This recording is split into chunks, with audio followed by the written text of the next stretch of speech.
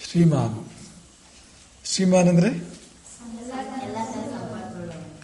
ಮೊದಲೆಲ್ಲ ಬಂದಿದೆ ಅಲ್ವಾ ಆ ವಿಷಯ? ಇದು ಮತ್ತೆ ಯಾಕೆ ಹೇಳ್ತಾ ಇದ್ದಾರೆ? ಹಿಂದೆ ಬಂದ ವಿಷಯ ಅಲ್ವಾ?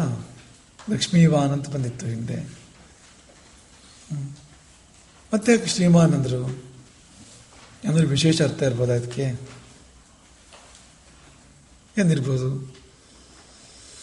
ಹೇಳಿದ್ದನ್ನೇ ಹೇಳೋರಲ್ಲ ನಾರದರು. ಮತ್ತೊಂದು ಸಾರಿ ಹೇಳಬೇಕು ಅಂದ್ರೆ ಮತ್ತೊಂದು ಅರ್ಥ ಇರಬೇಕು. ಏನಂತೀರಿ?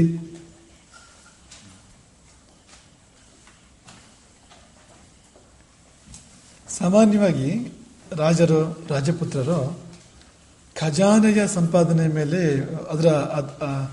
ಅದರ ಮೂಲಕ ಜೀವನ ಮಾಡ್ತಾರೆ. ಈಗ ರಾಜನ ಸಂಪತ್ತು ಅಂದ್ರೆ ಯಾವುದು? ಪ್ರಜೆಗಳು ತೆರಿಗೆ ಕೊಟ್ಟಿರುವಂಥ ಸಂಪತ್ತು. ಅದರಲ್ಲಿ ಅವನ ಅರಮನೆ ಇರ್ಬೋದು, ಅವನ ಎಲ್ಲ ಸುಖಭೋಗಗಳು, ಅವನ ಸಮಸ್ತ ಬದುಕು ಕೂಡ ಅದನ್ನೇ ಆಶ್ರಯಿಸ್ಕೊಂಡಿರುತ್ತೆ. ಆದರೆ ರಾಮನಿಗೆ ಖಜಾನೆಗೆ ಹೊರತಾಗಿರ್ತಕ್ಕಂಥ ತನ್ನದೇ ಆದ ಸಂಪತ್ತಿತ್ತು. ಅಯೋಧ್ಯೆ ಖಜಾನೆಗೆ ಸೇರದೇ ಇರತಕ್ಕಂಥ ಅವನದ್ದೇ ಆದಂಥ ಸಂಪತ್ತಿತ್ತು ಅನ್ನೋದನ್ನು ರಾಮಾಯಣ ನಮಗೆ ಅಯೋಧ್ಯಕಾಂಡದಲ್ಲಿ ನಿರೂಪಣೆ ಮಾಡ್ತದೆ. ಇದು ಹೇಗೆ ಗೊತ್ತಾಗುತ್ತೆ ನಮಗೆ ಅಂತಂದರೆ, ನೇರ ಕೂತ್ಕೊಳ್ಳಿ. ಸಂದರ್ಭ ಹೇಗೆ ಗೊತ್ತಾಗತ್ತೆ ನಮಗಿದು ಅಂತಂದರೆ, ಈ ರಾಮನಿಗೆ ವನವಾಸಕ್ಕೆ ಅರ್ಪಣೆ ಆಗಿದೆ, ಹೋಗಬೇಕು ವನವಾಸಕ್ಕೆ. ವನವಾಸಕ್ಕೆ ಹೋಗೋಕ್ಕಿಂತ ಮುಂಚೆ ಒಂದು ಮುಖ್ಯವಾದ ಕಾರ್ಯವನ್ನು ರಾಮ ಮಾಡ್ತಾನೆ. ಅದೇನು ಗೊತ್ತಾ?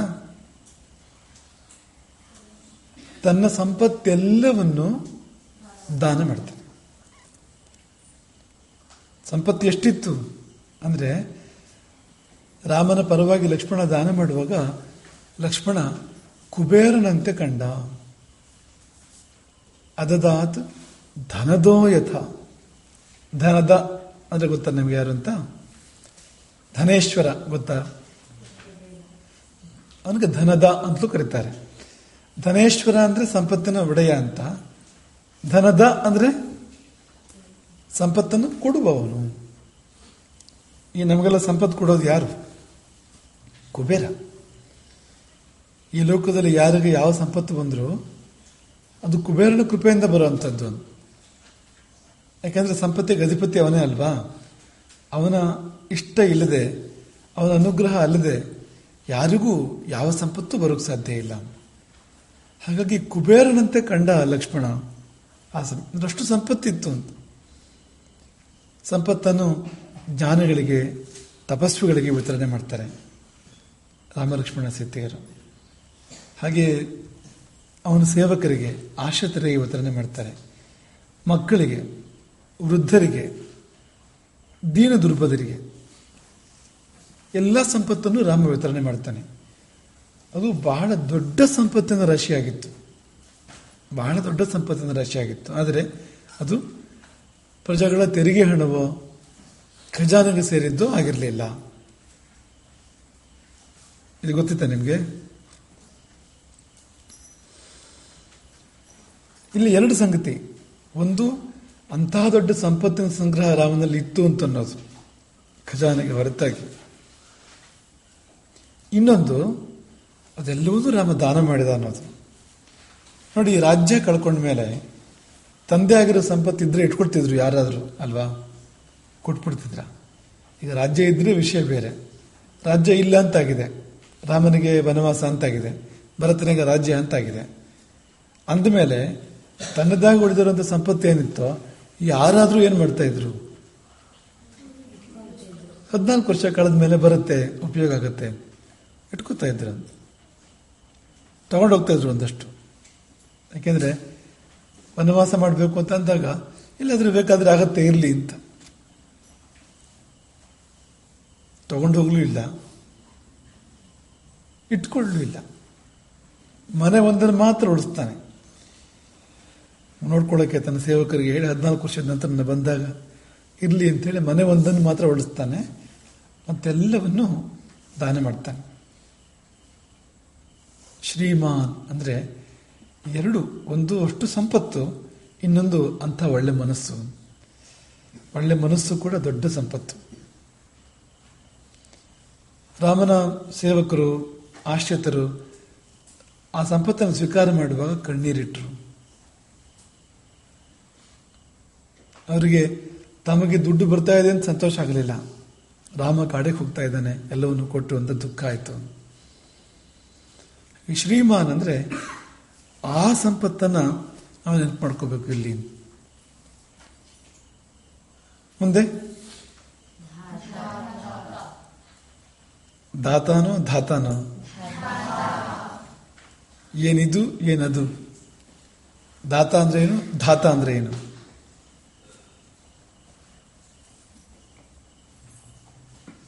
ದಾತ ಅಂದ್ರೆ ಏನು? ಯಾರದು? ಯಾರು ಹೇಳಿದ್ದು? ಕೊಡುವವನು ತಂದಿದ್ಯಾರು ಇಲ್ಲಿ?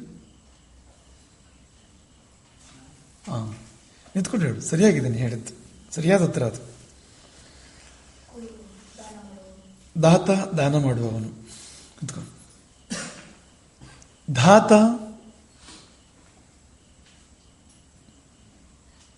ಜಾಸ್ತಿ ದಾನ ಮಾಡುವವನು. ಮಹಾಪ್ರಾಣ ಇದೆ ಅಲ್ವಾ? ದಾತ ಅಲ್ಪ ಪ್ರಾಣ, ಧಾತ ಮಹಾಪ್ರಾಣ. ದಾತ ಕೊಡುವವನು, ಧಾತ ತುಂಬಾ ಕೊಡುವವನು. ಸರಿನಾ? ಹಾಗಾದ್ರೆ ಏನು? ದಾ ಧಾತು ದಾನವನ್ನು ಹೇಳುತ್ತೆ, ಧಾ ಧಾತು ಧಾರಣೆ ಮತ್ತು ಪೋಷಣೆಯನ್ನು ಹೇಳುತ್ತೆ. ಧಾ ಧಾತುವಿಗೆ ಧಾರಣೆ ಮತ್ತು ಪೋಷಣೆ ಅರ್ಥ. ಹಾಗಾದ್ರೆ ಧಾತ ಅಂದ್ರೆ ಏನು?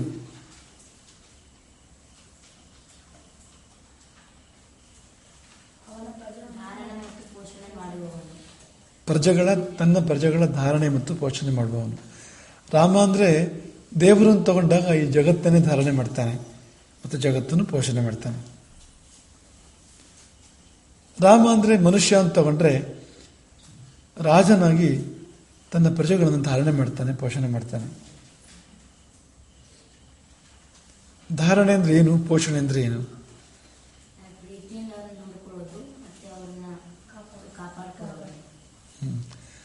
ಧಾರಣೆ ಪೋಷಣೆ ಅನ್ನೋದಕ್ಕೆ, ಧಾರಣೆ ಅಂದ್ರೆ ಇರುವ ಹಾಗೆ ಇದ್ರೆ ಅದು ಧಾರಣೆ. ಅದು ಪೋಷಣೆ ಅಂದ್ರೆ ಬೆಳೆಸಿದ್ರೆ ಅದು ಪೋಷಣೆ. ಅದು ಧಾರಣೆ ಉಳಿಸುವುದು, ಪೋಷಣೆ ಬೆಳೆಸುವುದು, ಎರಡೂ ಬೇಕು ಅಲ್ವಾ? ಒಂದನೇದಾಗಿ ಇರೋದಿದ್ದಾಗ ಇರಬೇಕು, ಎರಡನೇದಾಗಿ ಅದು ಬೆಳಿಬೇಕು ಅಂತ, ಎರಡೂ ಬೇಕಲ್ವಾ? ಇರುವುದನ್ನು ಕಳ್ಕೊಂಡ್ರೆ ಬೆಳೆಯೋದೇನು ಮತ್ತೆ? ಯೋಗಕ್ಷೇಮ ಅಂತ ಹೇಳ್ತಾರೆ ನೋಡಿ. ಯೋಗ ಅಂದ್ರೆ ಹೊಸ್ತು ಬರುವಂಥದ್ದು, ಕ್ಷೇಮ ಅಂದ್ರೆ ಇರೋದು ಉಳಿಯುವಂಥದ್ದು. ಯೋಗಕ್ಷೇಮ ಅಂದ್ರೆ ಅರ್ಥ ಹಾಗೆ. ಕ್ಷೇಮ ಅಂದ್ರೆ ಇರೋದು ಉಳಿಯುವಂಥದ್ದು, ನಮ್ಮಲ್ಲಿ ಏನು ಒಳ್ಳೇದಿದೆ ಅದು ಉಳ್ಕೊಳ್ಳುವಂಥದ್ದು. ಯೋಗ ಅಂದ್ರೆ ಇಲ್ಲದ ಹೊಸದು ಬರುವಂಥದ್ದು. ಎರಡೂ ಬೇಕಲ್ವ ಜೀವನದಲ್ಲಿ? ನೀವೇನು ಕಲ್ತಿದ್ದೀರಿ ನಿಮ್ಗೆ ನೆನಪಿರಬೇಕು. ಅದು ಏನದು? ಕ್ಷೇಮ. ನೀವೇನು ಕಲ್ತಿಲ್ಲ, ಕಲಿಬೇಕು ಅದನ್ನ.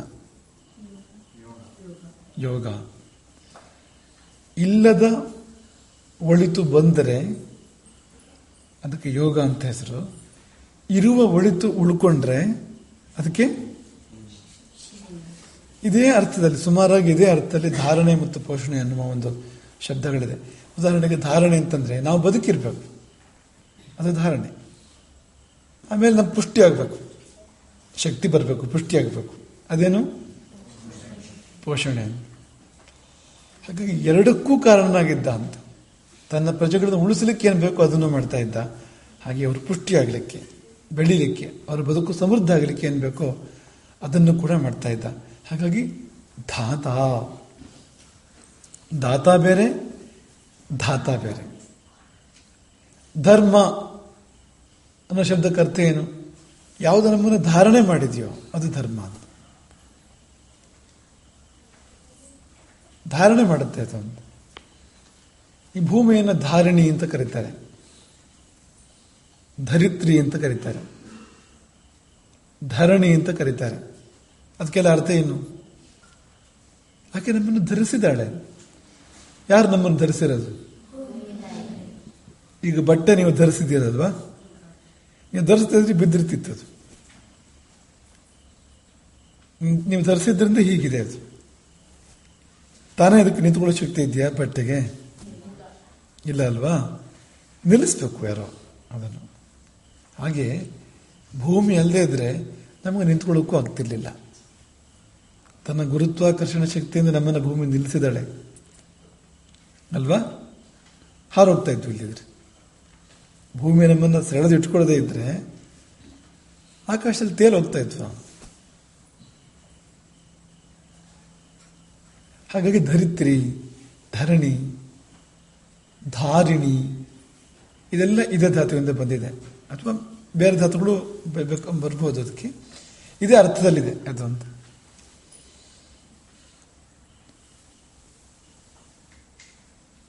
ಮುಂದೆ ರಿಪು ನಿಷೂದನ. ನೀ ದೀರ್ಘ ಅಲ್ಲ, ರಿಪು ನಿಷೂದನ. ಹಾಗಂದ್ರೆ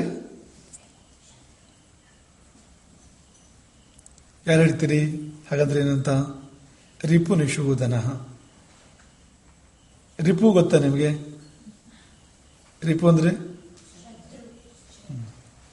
ರಿಪು ನಿಷೂದನ ಅಂದ್ರೆ ನೋಡಿ, ನಿಮ್ಗೆ ನಿಷೂದನ ಗೊತ್ತಿದ್ದಿದ್ರೆ ಗೊತ್ತಾಯ್ತು ಈಗಲ್ವಾ? ಹೇಗೆ ಗೊತ್ತಾಯ್ತು?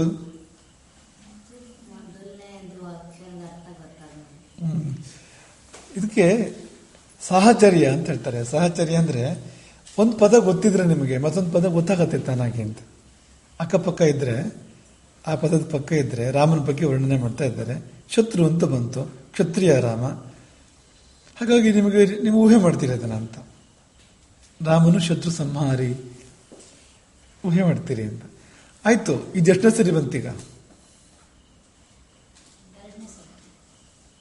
ನೋಡಿ, ನೆನಪು ಮಾಡ್ಕೊಳ್ಳಿ. 3ನೇ ಸಾರಿ ಬಂತು ಇದೀಗ. ಈಗ 2 ಸಾರಿ ಬಂದಿದ್ದಕ್ಕೆ ಏನೇನು ಅರ್ಥ ಹೇಳಿತ್ತು ಹಿಂದೆ?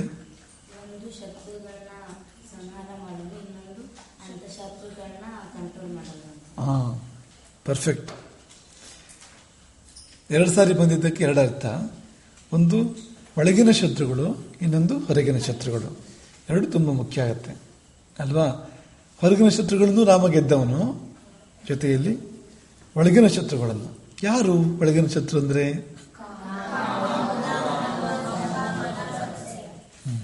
ದುರ್ಗುಣಗಳು, ನಮ್ಮ ಮನಸ್ಸಲ್ಲಿರ್ತಕ್ಕಂಥ ದುರ್ಗುಣಗಳು. ಅವುಗಳನ್ನ ನಿಗ್ರಹ ಮಾಡಿದವನು, ಅವುಗಳನ್ನ ಗೆದ್ದವನು ಅಂತ. 3ನೇ ಸರಿಗೆ ಏನು ಅರ್ಥ ಹೇಳ್ತೀರಿ?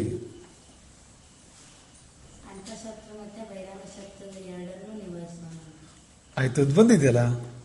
ಈಗೇನು ಹೇಳ್ತೀರಿ 3ನೇ ಸರಿ ಬಂದಿದ್ದಕ್ಕೆ?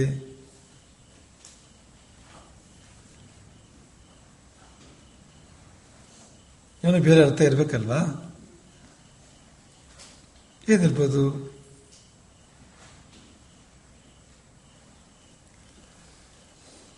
ಯಾರು ತನ್ನನ್ನು ಆಶ್ರಯಿಸಿದ್ದಾರೆ ಅವರ ಶತ್ರುಗಳನ್ನು ನಿಗ್ರಹ ಮಾಡ್ತಾನೆ. ಯಾರು ತನ್ನವರು ತನ್ನನ್ನೇ ನಂಬಿಕೊಂಡಿದ್ದಾರೆ, ತನಗೆ ಶರಣಾಗಿದ್ದಾರೆ, ನಿಮ್ಮಂಥವ್ರು ಅಲ್ವಾ? ನಾವೆಲ್ಲ ರಾಮನ ಆಶ್ರಿತರು. ಅವರ ಶತ್ರುಗಳನ್ನು ಕೂಡ ನಿಗ್ರಹ ಮಾಡ್ತಾನೆ. ಬಂತಲ್ವಾ 3ನೇ ಅರ್ಥ?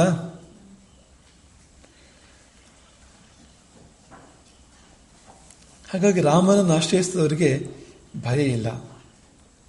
ಅವರ ಆಪತ್ತನ್ನು ಅವನೇ ಪರಿಹಾರ ಮಾಡ್ತಾನೆ, ರಾಮನೇ ಪರಿಹಾರ ಮಾಡ್ತಾನೆ. ಅವರ ಕಷ್ಟವನ್ನು ರಾಮನೇ ದೂರ ಮಾಡ್ತಾನೆ, ಅವರ ಶತ್ರುಗಳನ್ನು ರಾಮನೇ ನಿಗ್ರಹ ಮಾಡ್ತಾನೆ. ಹಾಗಾಗಿ 3ನೇ ಬಾರಿಗೆ ರಿಪು ನಿಷೂದನ ಎಂಬ ಶಬ್ದ ಬಂದಿದ್ದು. ಈ 3ನೇ ಬಾರಿ ಬಂದಿದ್ದು ನಮಗೆ ಅಭಯ, ಒಂಥರ ನಮಗೆ ಧೈರ್ಯ ಕೊಡುವಂಥದ್ದು ಅಂತ. ನಾವೇನು ಯೋಚನೆ ಮಾಡಬೇಕಾಗಿಲ್ಲ. ನಾವು ರಾಮನನ್ನು ಆಶ್ರಯಿಸಿದ್ರೆ ಸಾಕು, ನಮ್ಮ ಶತ್ರುಗಳನ್ನ ಅವನೇ ನೋಡ್ಕೋತಾನೆ. ಚೆನ್ನಾಗಿದೆ ಅಲ್ವಾ? ಮುಂದೋಗಿ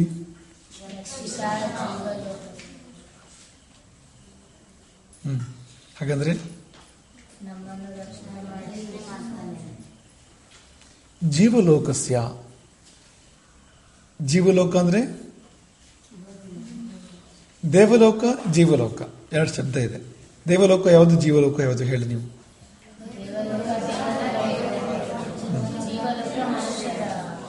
ಜೀವರುಗಳಿರುವಂಥದ್ದು. ದೇವರ ಲೋಕ, ಜೀವರ ಲೋಕ. ದೇವರುಗಳು ಅಂದರೆ ಇಂದ್ರ, ಅಗ್ನಿ, ಯಮ, ವರುಣ ದೇವತೆಗಳಿದಾರಲ್ಲ, ಸ್ವರ್ಗ ಅದು. ಜೀವಲೋಕ ಅಂದರೆ ಈ ಭೂಮಿ. ಎಷ್ಟು ಜೀವಗಳು ವಾಸ ಮಾಡ್ತವೆ ಇಲ್ಲಿ. ಮನುಷ್ಯ, ಪಶು, ಪಕ್ಷಿ, ಕ್ರಿಮಿ, ಕೀಟ, ಎಷ್ಟು ಬಗೆಯ ಜೀವ ಜಂತುಗಳು ವಾಸ ಮಾಡ್ತವೆ ಇಲ್ಲಿ ಅಲ್ವಾ. ಈ ಜೀವಲೋಕಕ್ಕೆಲ್ಲ ರಕ್ಷಕ ಅವನು. 3 ತರಹ ಜನಗಳನ್ನು ಹೇಳ್ಬೋದು ನಾವು.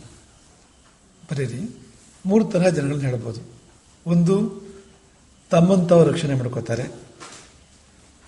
ಇನ್ನೊಂದು,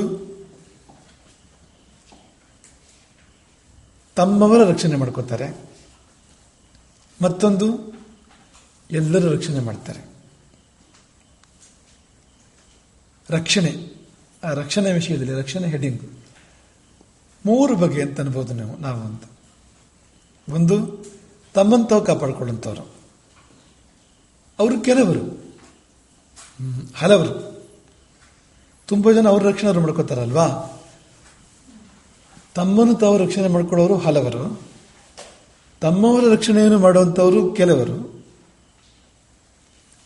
ಎಲ್ಲರ ರಕ್ಷಣೆ ಮಾಡೋರು ಎಲ್ಲೋ ಯಾರೋ ಯುಗಕ್ಕೊಬ್ಬ ಜಗಕ್ಕೊಬ್ಬ ಅನ್ನೋಂಥವ್ರು.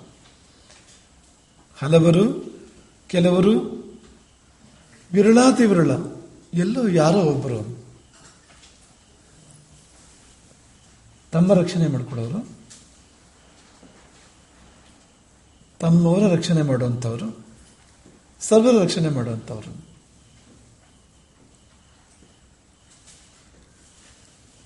ಹಲವರು, ಕೆಲವರು, ಯಾರೋ ಒಬ್ಬರು. ಈಗ ರಾಮ ಯಾವುದಕ್ಕೆ ಸೇರ್ತಾನೆ?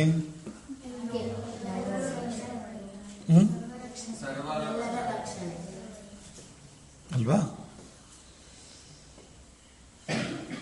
ತಮ್ಮ ರಕ್ಷಣೆ ಮಾಡಿಕೊಳ್ಳುವವರು, ತಮ್ಮವರ ರಕ್ಷಣೆಯನ್ನು ಮಾಡುವವರು, ಸರ್ವರ ರಕ್ಷಣೆ ಮಾಡೋರು,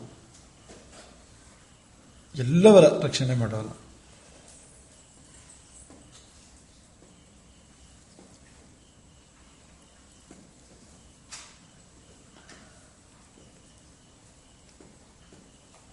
ರಕ್ಷಿತ ಜೀವಲೋಕಸ್ಯ ಅಂದರೆ ಅಲ್ಲಿ ತಮ್ಮವರ ಅನ್ನೋ ಥರ ಇಲ್ಲ. ಅಲ್ಲಿ ಎಲ್ಲರದ್ದು ಬಂತಲ್ಲಿ. ಜೀವಲೋಕಕ್ಕೆ ಸೇರಿದವರು ಯಾರಿದ್ದಾರೆ ಹೇಳಿ?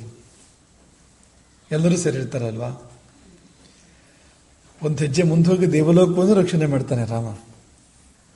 ಜೀವಲೋಕ ಮಾತ್ರ ಅಲ್ಲ, ರಾವಣನ ಸಂಹಾರ ಮಾಡೋದ್ರ ಮೂಲಕವಾಗಿ ದೇವಲೋಕವನ್ನು ರಕ್ಷಣೆ ಮಾಡಿದ್ದಾನೆ. ದೇವಲೋಕಕ್ಕೂ ರಾವಣನ ಭಯ ಇತ್ತು, ರಾವಣನಿಂದ ಆಪತ್ತಿತ್ತು.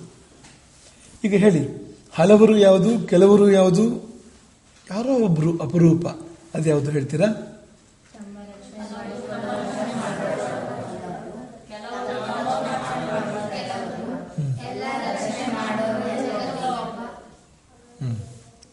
ಆಯ್ತು, 4ನೇ ದಿನ ಹೇಳಿ ನೋಡೋಣ.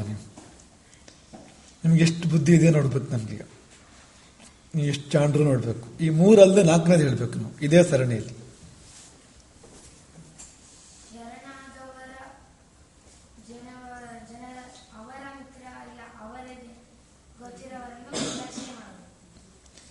ಅದು ನೀವು ಹೇಳಿದ್ದು ಚೆನ್ನಾಗಿ ಹೇಳಿದ ನೀನು, ಬಟ್ ಕವರ್ ಆಗಿದೆ ಅದು. ತಮ್ಮವರ ರಕ್ಷಣೆ ಮಾಡೋದು ಅನ್ಬೇಕಾದ್ರೆ ಅಥವಾ ಎಲ್ಲರ ರಕ್ಷಣೆ ಮಾಡಬೇಕು ಅನ್ಬೇಕಾದ್ರೆ ಕವರ್ ಆಗಿದೆ ಅದು. ಕವರ್ ಆಗದೆ ಇರೋದನ್ನ ಹೇಳ್ಬೇಕು ನೀವು. ಅದು ಬಂತಲ್ವಾ 3ರಲ್ಲಿ?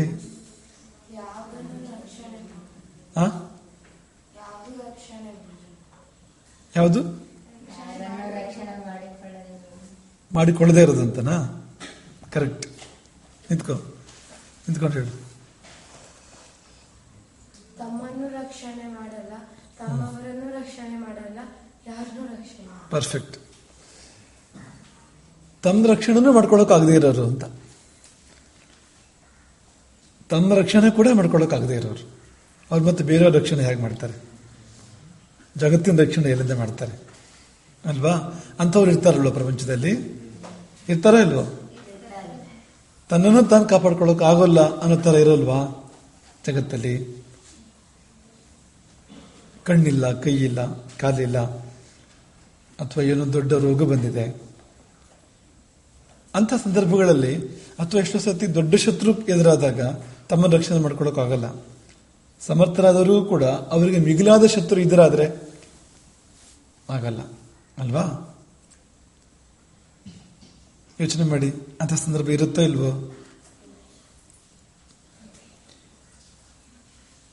ಉದಾಹರಣೆಗೆ ಸೀತೆ ಅಂತ ಅನ್ಕೊಳ್ಳಿ ನೀವು. ರಾವಣ ಬಂದಾಗ ಆಕೆಗೆ ತನ್ನ ರಕ್ಷಣೆ ಮಾಡ್ಕೊಳಕ್ಕಾಗಲಿಲ್ಲ ಅಲ್ವಾ? ಇಲ್ಲಿದ್ರೆ ಅವಳು ಎಷ್ಟೋ ಜನರನ್ನ ರಕ್ಷಣೆ ಮಾಡುವಂತವಳು. ಈಗ ದೇಹ ಬಲದಿಂದ ಅಲ್ಲದೆ ಇದ್ರು ಕೂಡ ಅವಳಿಗಿರಂತ ಬೇರೆ ಬೇರೆ ಅನುಕೂಲಗಳ ಮೂಲಕ ರಕ್ಷಣೆ ಮಾಡುವಂತವಳೇ ಹೋದವಳು. ಆದರೆ ರಾವಣ ಬಂದಾಗ ಶಾರೀರಿಕವಾಗಿ ಆಕೆ ಅಪಹರಿಸ್ಕೊಂಡು ಹೋದಾಗ ರಕ್ಷಣೆ ಮಾಡ್ಕೊಳಕ್ಕಾಗಲಿಲ್ಲ ಅಲ್ವಾ? ಹೀಗಿರುತ್ತೆ ಅಂತ ಜೀವನದ ಸಂದರ್ಭಗಳು ಅಂತ. ಹಾಗಾಗಿ 4 ನೀವು ಗುಂಪು ಮಾಡ್ಬೋದು ಇದನ್ನ.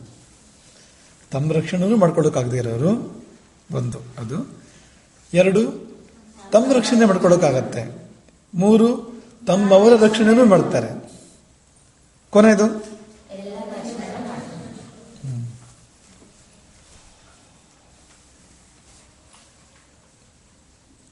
ಅಲ್ಲಿಂದ ಮುಂದಕ್ಕೆ ಧರ್ಮಸ್ಯ ಪರಿರಕ್ಷಿತ.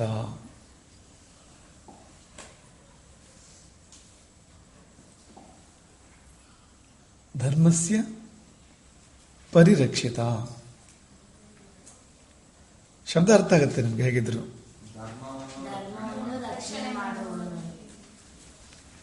ಪರಿ ಅಂತ ಬಂತಲ್ಲ, ಏನು ಪರಿ ಇದು?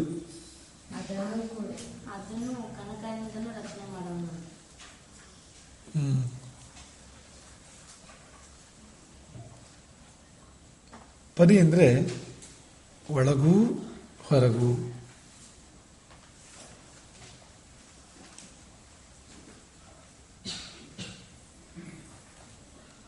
ಬೇರೆ ಬೇರೆ ಅರ್ಥ ಬರುತ್ತೆ ಅದಕ್ಕೆ.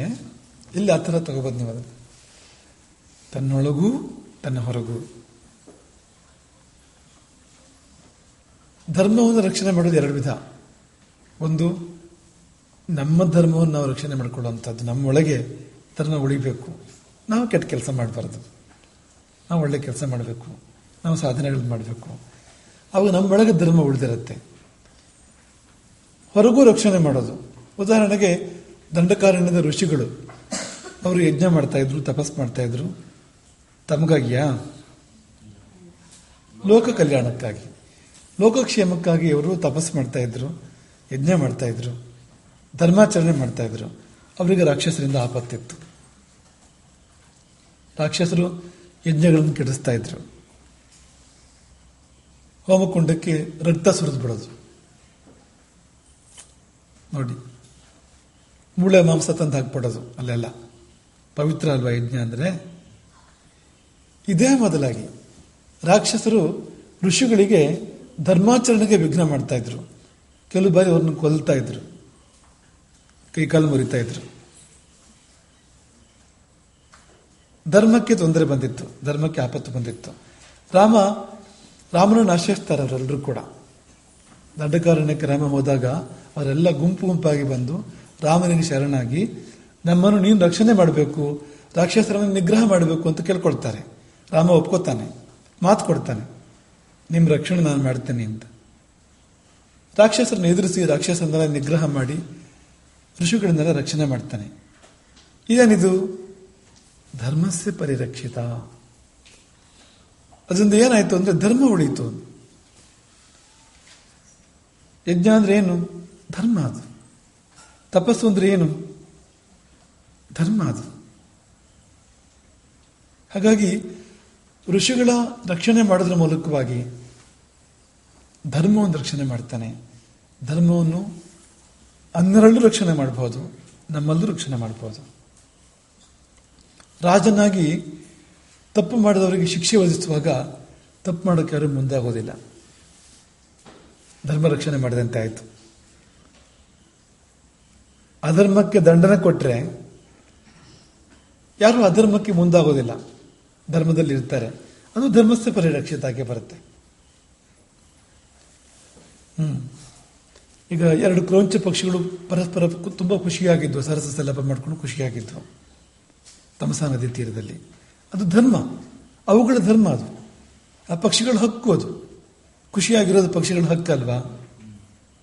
2 ಪಕ್ಷಿ, ಗಂಡು ಪಕ್ಷಿ ಹೆಣ್ಣು ಪಕ್ಷಿ, ಒಂದು ಸಂಸಾರ, ಅದು ಒಂದು ಕುಟುಂಬ ಅಂತ ಅನ್ಕೊಳ್ಳಿ ನೀವು. ಅವು ಪರಸ್ಪರ ಒಂದು ಪ್ರೀತಿ ವಿನಿಮಯ ಮಾಡ್ತಾ ಖುಷಿಯಾಗಿರುವಂಥದ್ದು ಅವುಗಳ ಧರ್ಮ ಆಗುತ್ತೆ ಅದು. ಬೇಡ, ಎರಡು ಪಕ್ಷಿಗಳಲ್ಲಿ ಒಂದನ್ನು ಬಾಣದಿಂದ ಹೊಡೆದ. ಧರ್ಮವೂ ಅಧರ್ಮವೂ ಅಲ್ವಾ? ಅವನಿಗೇನು ಹಸುವಾಗಿರಲಿಲ್ಲ, ಅವನಿಗೇನು ಅಗತ್ಯ ಇರಲಿಲ್ಲ, ಹೊಟ್ಟೆ ತುಂಬಿಸ್ಕೊಳ್ಬೇಕಾದ ಸಂದರ್ಭ ಇರಲಿಲ್ಲ. ನಿಷ್ಕಾರಣವಾಗಿ ಕ್ರೌಂಚಂ ಹನ್ಯಾತ್ ಅಕಾರಣಾತ್, ಕಾರಣವಿಲ್ಲದೆ ಎರಡು ಪಕ್ಷಿಗಳಲ್ಲಿ ಒಂದನ್ನು ಹೊಡೆದ. ಒಂದು ಸತ್ತೋಯ್ತು, ಇನ್ನೊಂದು ಇದ್ದೂ ಸತ್ತಂತೆ ಆಯಿತು. ತುಂಬ ದುಃಖ ಆಯಿತು, ಇನ್ನೊಂದಕ್ಕೆ ನೋವಾಯಿತು. ಒಂದು ಬಾಣದಿಂದ ಎರಡನ್ನು ಹೊಡೆದಾಗಾಯ್ತು, ಎರಡು ಪಕ್ಷಿಗಳನ್ನು ಅಂತ. ಆಗ ವಾಲ್ಮೀಕಿಗಳು ಶಾಪ ಕೊಡ್ತಾರಲ್ವಾ, ಬೇಡನಿಗೆ ಶಾಪ ಕೊಡ್ತಾರೆ. ಶಾಪ ಕೊಡೋದೇನದು? ದಂಡನೆ. ಅದು ಅಧರ್ಮಕ್ಕೆ ದಂಡನೆ ಅದು. ಯಾಕೆಂದ್ರೆ ಧರ್ಮ ಉಳಿಬೇಕು, ಇನ್ನೊಬ್ಬ ಈ ತರಹ ಮಾಡಬಾರ್ದು.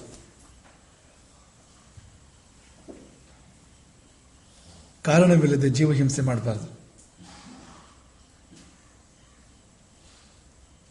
ಮನಸ್ಸಿಗೆ ಬಂತ? ಪಕ್ಷಿಗಳ ಒಳಗಿನ ಧರ್ಮಕ್ಕೆ ಪೆಟ್ಟಾಗಿದೆ. ಬಾಣ ಬಂದು ಬಿದ್ದಿರೋದು ಪಕ್ಷಿಗಳಿಗೆ ಮಾತ್ರ ಅಲ್ಲ, ಅವುಗಳ ಧರ್ಮಕ್ಕೆ ಹಾನಿಯಾಗಿರುವಂಥದ್ದು.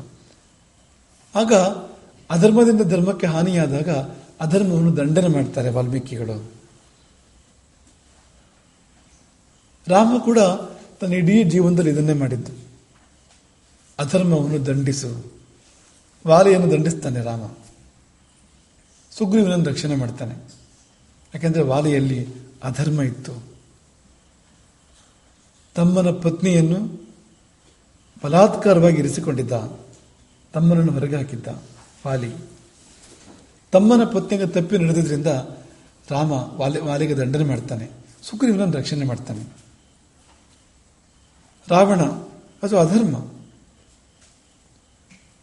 ಹಾಗಾಗಿ ದಂಡನೆ ಅಂತ ಅಲ್ಲಿ. ವಿಭೀಷಣ ಧರ್ಮ, ವಿಭೀಷಣನಿಗೆ ರಕ್ಷಣೆ. ರಕ್ಷಣೆ ದಂಡನೆ, ಅಧರ್ಮಕ್ಕೆ ದಂಡನೆ, ಧರ್ಮಕ್ಕೆ ರಕ್ಷಣೆ. ಧರ್ಮಸ್ಯ ಪರಿರಕ್ಷಿತ. ನಾವು ಹೀಗೆ ಆಗ್ಬೇಕು, ರಾಮನ ಹಾಗಾಗ್ಬೇಕು ನಾವು.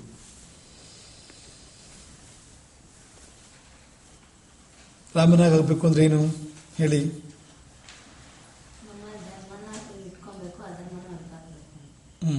ಅಧರ್ಮವನ್ನು ಹೊರಗಾಕ್ಬೇಕು, ಧರ್ಮವನ್ನು ಇಟ್ಕೋಬೇಕು. ಹಾಗೆ ನಮ್ಮ ಸುತ್ತಮುತ್ತ ಕೂಡ ಅಂತ ಅಧರ್ಮಕ್ಕೆ ಮೇಲುಗೈ ಬರದೇ ಇದ್ದಂತೆ, ಧರ್ಮಕ್ಕೆ ಮೇಲುಗೈ ಬರುವಂತೆ, ಧರ್ಮಕ್ಕೆ ತೊಂದರೆ ಆಗದೇ ಇರುವಂತೆ ಹೋರಾಡಬೇಕು.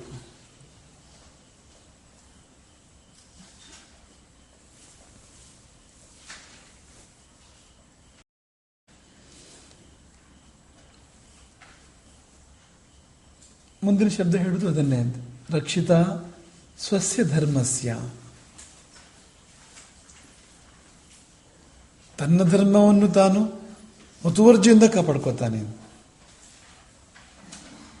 ತನ್ನ ಧರ್ಮ ಅಂದ್ರೆ ಮನುಷ್ಯನಾಗಿ ಒಂದು ಧರ್ಮ ಇದೆ, ಕ್ಷತ್ರಿಯನಾಗಿ ಒಂದು ಧರ್ಮ ಇದೆ, ಮಗನಾಗಿ ಒಂದು ಧರ್ಮ ಇದೆ, ಪತಿಯಾಗಿ ಧರ್ಮ ಇದೆ, ಪುತ್ರನಾಗಿ ಧರ್ಮ ಇದೆ. ಇದನ್ನೆಲ್ಲ ಉಳಿಸ್ಕೊಳ್ಳುವಂಥದ್ದು ಅಂತ. ರಾಮ ಕಾಡಿಗೆ ಹೋದ ಯಾಕೆ? ಪಿತೃವಾಕ್ಯ ಪರಿಪಾಲನೆ. ಪಿತೃವಾಕ್ಯ ಪರಿಪಾಲನೆ ಅಂದ್ರೆ ಏನು? ಪುತ್ರನಾಗಿ ಒಂದು ಧರ್ಮ ಇದೆ ಅಂತ. ದಶರಥನ ಮಗನಾಗಿ ರಾಮನಿಗೆ ಒಂದು ಧರ್ಮ ಇದೆ.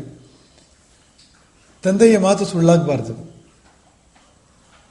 ತಂದೆ ಸತ್ಯವಂತ ಆಗಬೇಕು, ತಂದೆಗೆ ನರಕ ಬರಬಾರ್ದು, ಸುಳ್ಳಾಡಿ ನರಕ ಬರಬಾರ್ದು, ಸತ್ಯ ಮಾಡಿ ಸ್ವರ್ಗ ಸಿಗಬೇಕು ತಂದೆಗೆ. ಮಗನಾಗಿ ತನ್ನ ಧರ್ಮ ಪಾಲನೆ ಮಾಡಿದ್ದು ಅದು ರಾಮ ಅಂತ.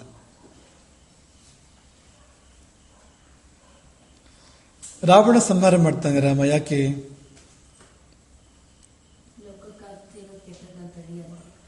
ಅದು ದೊಡ್ಡ ಕಾರಣ ಆಯಿತು. ಏನು ನಿಮಿತ್ತ ಬಂತು? ರಾಮನಿಗೂ ರಾವಣನಿಗೂ ಏನು ವಿರೋಧ ಬಂತು?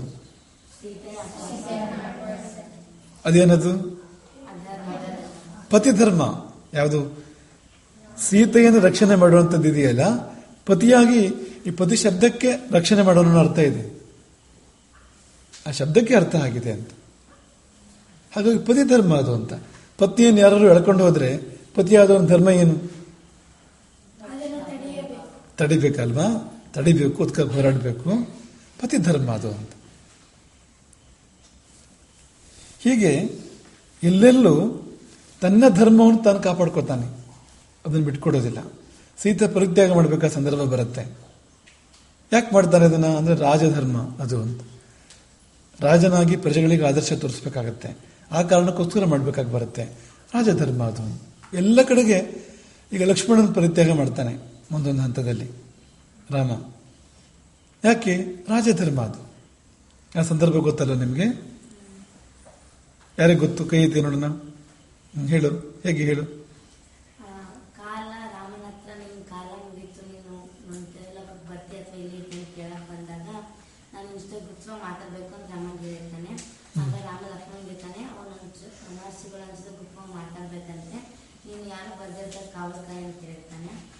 ಲಕ್ಷ್ಮಣ ಕಾವಲು ಕಾಯ್ತಿರ್ಬೇಕಾದ್ರೆ ಅಲ್ಲಿ ದುರ್ವಾಸ ಮುನಿಗಳು ಬರ್ತಾರೆ, ನಾನು ರಾಮನ್ ಭೇಟಿ ಮಾಡ್ಬೇಕು ಅಂತ. ಆಗ ಲಕ್ಷ್ಮಣ ದುರ್ವಾಸ ಮುನಿಗಳಿಗೆ ಇಲ್ಲ, ಅಣ್ಣ ಯಾರು ಹತ್ರ ಮಾತಾಡ್ತಿದ್ದಾರೆ ಗುರುತ್ವ ಮಾತಾಡ್ಬೇಕು ಅಂತ. ದುರ್ವಾಸ ಮುನಿಗಳು ಕೋಪ ಮಾಡ್ಕೊಂಡು ಶಾಪ ಕೊಡ್ತಿಲ್ಲ, ರಾಮನ್ ಕರೀಲಿಲ್ಲ ಅಂತ ಹೇಳ್ತಾರೆ. ಅದಕ್ಕೆ ಲಕ್ಷ್ಮಣ ಒಳಗ್ ಹೋಗ್ತಾನೆ.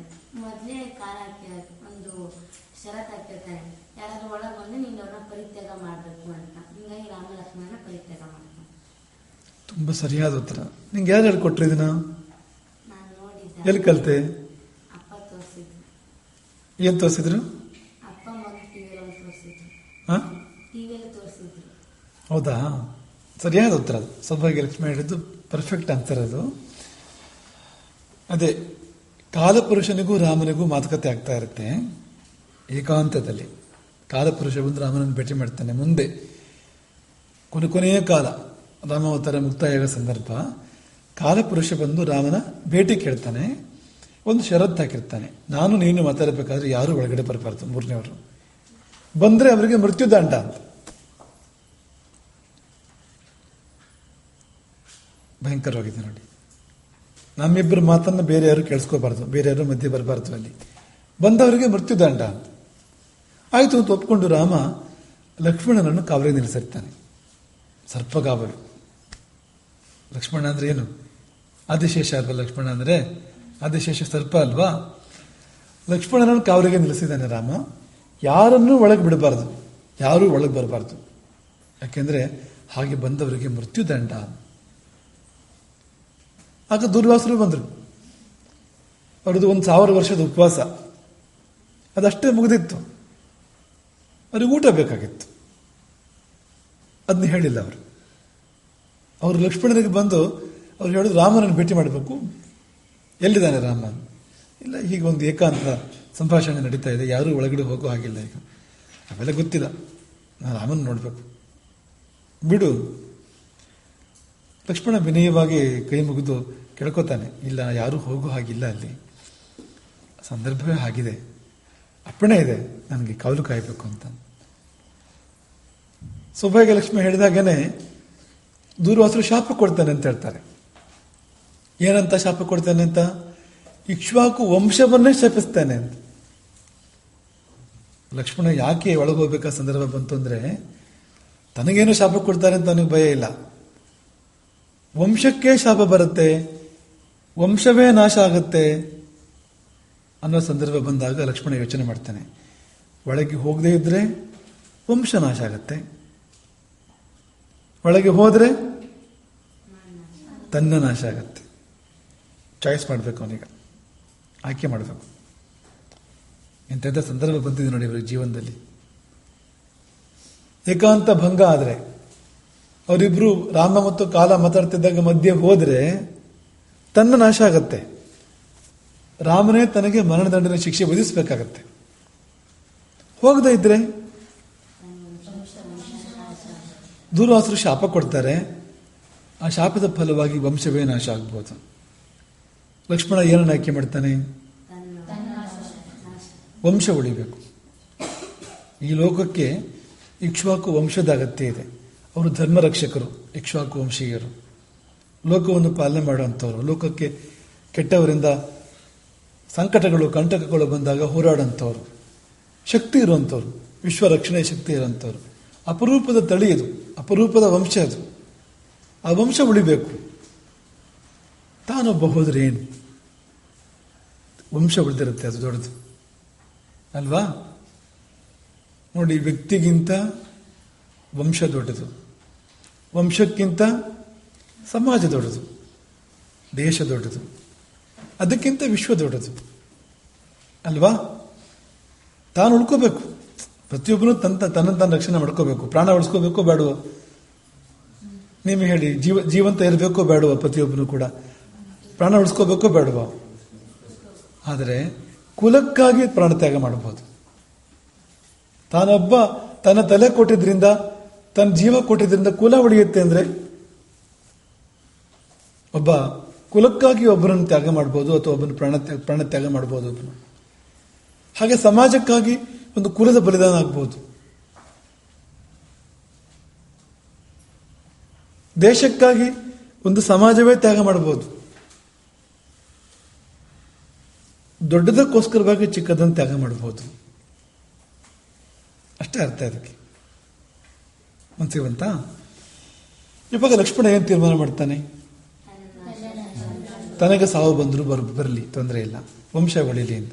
ಹಾಗಾಗಿ ಲಕ್ಷ್ಮಣ ರಾಮನ ಮಾತನ್ನು ಮೀರಿ ಒಳಗಡೆ ಪ್ರವೇಶ ಮಾಡ್ತಾನೆ. ಇದು ಎರಡನೇ ಸರ್ತಿ ಲಕ್ಷ್ಮಣ ರಾಮನ ಮಾತನ್ನು ಮೀರಿದ್ದು. ಒಂದನೇ ಸರ್ತಿ ಅವಾಗ ಹೇಳಿ. ಇಲ್ಲ, ಆಮೇಲೆ ಒಪ್ಕೊಂಡಿದ್ದ ರಾಮ. ಆ ಸಂದರ್ಭದಲ್ಲಿ ಮೊದಲು ಬೇಡ ಅಂತ ಹೇಳಿದ್ರು ತುಂಬಾ ಲಕ್ಷ್ಮಣ ಒತ್ತಾಯ ಮಾಡಿದಾಗ ಆಯ್ತು ಬಾ ಅಂತ ಒಪ್ಕೊಂಡಿದ್ದ.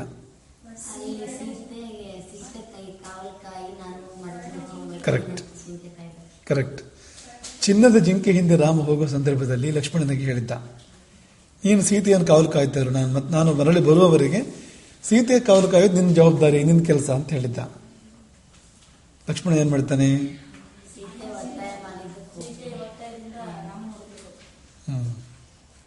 ಒತ್ತಾಯ ಅಂದ್ರೆ ಸೀತೆ ಕೆಲವು ಮಾತುಗಳನ್ನ ಹೇಳ್ಬಿಡ್ತಾಳೆ, ಕೇಳೋಕೆ ಕಷ್ಟ ಆಗೋ ತರದ ಮಾತುಗಳನ್ನು ಸೀತೆ ಹೇಳ್ತಾಳೆ, ತರ್ಕೊಳ್ಳೋಕೆ ಕಷ್ಟ ಆಯ್ತು. ಹಾಗಾಗಿ ಎದ್ದು ಹೊರಟ ಲಕ್ಷ್ಮಣ. ಪರಿಣಾಮ ಏನಾಯ್ತು? ಈಗ ಇನ್ನೊಂದ್ಸತಿ ಮಾತು ಮೀರಿದ್ದಾನೆ ಲಕ್ಷ್ಮಣ. ಈಗ ಪರಿಣಾಮ ಏನಾಗುತ್ತೆ? ತನ್ನ ನಾಶಕ್ಕೆ ಮುಗಿಯುವುದಿಲ್ಲ, ಅದು ರಾಮಾವತಾರನೇ ಮುಕ್ತಾಯ ಆಗುತ್ತೆ.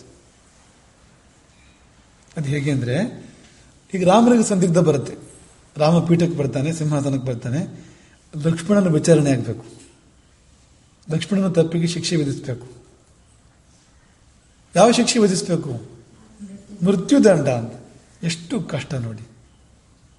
ರಾಮ ಲಕ್ಷ್ಮಣನಿಗೆ ಮೃತ್ಯುದಂಡ ವಿಧಿಸಬೇಕು. ಲಕ್ಷ್ಮಣ ಬಂದು ತಲೆ ತಕ್ಷಣ ಎತ್ಕೊಂಡ್ಬಿಡ್ತಾನೆ, ಹೇಳ್ಬಿಡ್ತಾನೆ, ನೀನು ಧರ್ಮಕ್ಕೆ ತಪ್ಪಾರ್ದು ಅಣ್ಣ, ನಾನು ತಪ್ಪು ಮಾಡಿದ್ದೇನೆ, ನಂಗೆ ಶಿಕ್ಷೆ ವಿಧಿಸು ಅಂತ. ವಿಚಾರಣೆ ಏನೂ ಇಲ್ಲ, ಒಪ್ಕೊಂಡ್ಬಿಟ್ಟಿದ್ದಾನೆ ತಪ್ಪನು ಲಕ್ಷ್ಮಣ. ಎಂಥ ಸಂದಿಗ್ಧ ನೋಡಿ, ಎಂಥ ಸಂದಿಗ್ಧ. ಇಡೀ ಜೀವನ ತನಗಾಗಿ ಕೊಟ್ಟವನು ಲಕ್ಷ್ಮಣ. ರಾಮನ ಒಂದು ಆ ಸಂದರ್ಭ ಕಷ್ಟ ನೋಡಿ, ಧರ್ಮ ಸಂಕಟ ನೋಡಿ ಅಂತ. ಲಕ್ಷ್ಮಣ ಏನ್ ಮಾಡಿದ ರಾಮನ ಸಲುವಾಗಿ? ಎಲ್ಲಾ ತ್ಯಾಗ ಮಾಡಿದ್ದಾನೆ, ಎಲ್ಲ ತರ ಸೇವೆ ಮಾಡಿದ್ದಾನೆ. ರಾಮನೇ ಉಸಿರು ಲಕ್ಷ್ಮಣನಿಗೆ, ಬೇರೆ ಜೀವನ ಇಲ್ಲ. ಕಾಡಿಗೆ ಬಂದಿದ್ದಾನೆ ಎಲ್ಲವನ್ನು ಬಿಟ್ಟು ತನಗೋಸ್ಕರವಾಗಿ. ಪ್ರಾಣ ಕೊಡೋ ಸಂದರ್ಭ ಬಂದಾಗ ಪ್ರಾಣ ಕೊಡೋಕೆ ಸಿದ್ಧಾಗಿದ್ದಾನೆ. ಇಂತಹ ಲಕ್ಷ್ಮಣನಿಗೆ ರಾಮ ಮೃತ್ಯುದಂಡ ವಿಧಿಸಬೇಕು ಅಂದ್ರೆ ಎಷ್ಟು ಕಷ್ಟ ನೋಡಿ ಇದು. ರಾಮ ಏನ್ ಮಾಡ್ತಾನೆ ಆಗ? ಸರಿನಾ? ಮೃತ್ಯುದಂಡ ವಿಧಿಸಬೇಕು, ಪರಿತ್ಯಾಗ ಮಾಡ್ಬೋದಾ? ಅದ್ರ ಬದಲಿಗೆ ಹೌದು, ಮೃತ್ಯುದಂಡಕ್ಕಿಂತ ಕಡಿಮೆ ಅಲ್ಲ.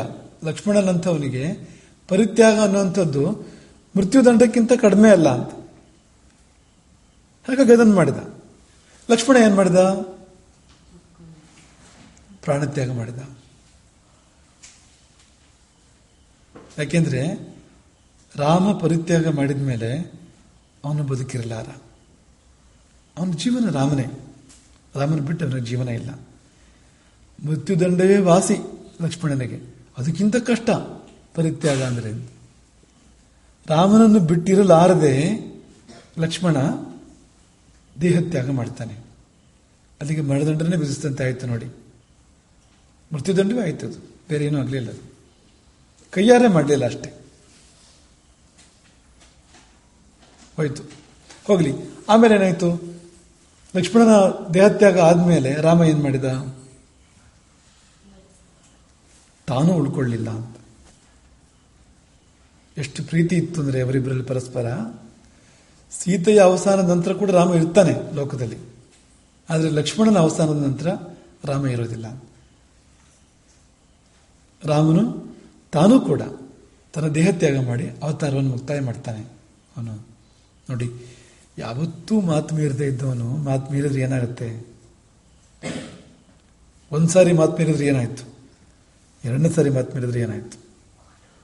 ನೋಡಿ ಎಂಥ ಪರಿಣಾಮ ಇರುತ್ತೆ ಅಂತ. ದೊಡ್ಡವರು ಚಿಕ್ಕ ವ್ಯತ್ಯಾಸ ಮಾಡಿದ್ರು ಸಾಕು, ದೊಡ್ಡ ಪರಿಣಾಮ ಆಗುತ್ತೆ. ಅದೇ ಚಿಕ್ಕವರು ದೊಡ್ಡ ವ್ಯತ್ಯಾಸ ಮಾಡಿದ್ರು ದೊಡ್ಡ ಪರಿಣಾಮ ಆಗಲ್ಲ, ಚಿಕ್ಕ ವ್ಯತ್ಯಾಸನೇ ಆಗುವಂಥದ್ದು. ಆದರೆ ಅವರಿಗೆ ಬೇರೆ ದಾರಿ ಇಲ್ಲ. ಲಕ್ಷ್ಮಣನಿಗೋ ರಾಮನಿಗೋ ಬೇರೆ ದಾರಿ ಇಲ್ಲ.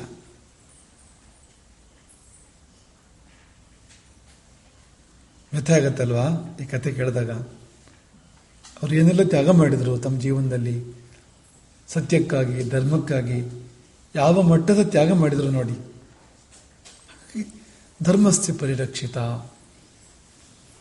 ಲಕ್ಷ್ಮಣನು ಧರ್ಮವೋ ಅಂತ ಬಂದ್ರೆ ಧರ್ಮ ಅಂತ, ಸೀತೆಯೋ ಧರ್ಮವೋ ಅಂತ ಬಂದ್ರೆ ಧರ್ಮ ಅಂತ, ರಾಜ್ಯವೋ ಧರ್ಮವೋ ಅಂತ ಬಂದ್ರೆ ಧರ್ಮ ಅಂತ.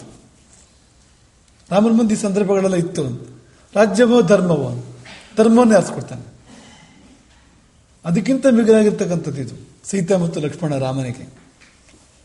ರಾಮ ಒಂದ್ ಕಡೆಗೆ ಹೇಳಿದಾನೆ ಅಂತ, ತನ್ನ ಪ್ರಾಣಕ್ಕಿಂತ ಸೀತೆ ಮುಖ್ಯ, ಸೀತೆಗಿಂತ ಲಕ್ಷ್ಮಣ ಅಂತ. ಇವೆಲ್ಲವನ್ನೂ ತ್ಯಾಗ ಮಾಡಿದಾನೆ ರಾಮ ಧರ್ಮಕ್ಕೋಸ್ಕರವಾಗಿ. ಹಾಗಾಗಿ ಧರ್ಮಸ್ಯ ಪರಿರಕ್ಷಿತ, ರಕ್ಷಿತ ಸ್ವಸ್ಯ ಧರ್ಮಸ್ಯ. ಅದನ್ನು ಮತ್ತೆ ವಿಶೇಷವಾಗಿ ಎತ್ತಿ ಹೇಳಿದ್ದು ಯಾಕೆಂದ್ರೆ ಇಂತಿಂಥ ಸಂದರ್ಭಗಳಿದೆ.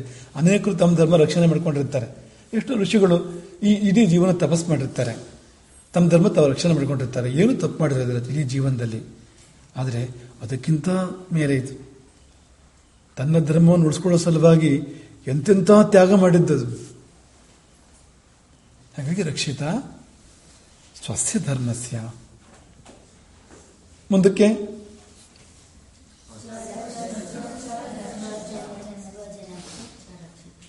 ಏನಾಗಂದ್ರೆ ಸ್ವಜನಸ್ಯ ಚ ರಕ್ಷಿತ. ಸ್ವಜನ ಅಂದ್ರೆ ಏನು? ತನ್ನವರು. ಸ್ವಜನ ಅಂದ್ರೆ ಈಗ ಎಲ್ಲರೂ ತನ್ನವರು ತಿರೋದಿಲ್ಲ ಕೆಲವು ಸತಿ ಅಲ್ವಾ? ಎಲ್ಲರೂ ತನ್ನವರೇ ಹೋದಾದ್ರೂ ಕೆಲವರು ವಿಶೇಷವಾಗಿ ತನ್ನವರಾಗಿರ್ತಾರೆ. ಹೆಂಡತಿ ಇರ್ಬೋದು, ಮಕ್ಕಳು ಇರ್ಬೋದು, ಸೇವಕರು ಇರ್ಬೋದು, ಶರಣಾಗತರು ಇರ್ಬೋದು, ತಂದೆ ತಾಯಿಗಳು ಇರ್ಬೋದು. ಇವರೆಲ್ಲ ಸ್ವಜನ ಅಂತ ಆಗ್ತಾರೆ. ಸ್ವಜನಸ್ಥಿತಿ ರಕ್ಷಿತ ಅಂದ್ರೆ ಅದ್ಯಾಕೆ ಹೇಳಿದ್ರು? ಮತ್ತೆ ಎಲ್ಲರನ್ನೂ ರಕ್ಷಣೆ ಮಾಡ್ತಾನೆ ಅಂತ ಆಗಿತ್ತಲ್ವ ಒಂದ್ಸರ್ತಿ, ಮತ್ತೆ ಇದ್ಯಾಕೆ ಹೇಳಿದ್ರು?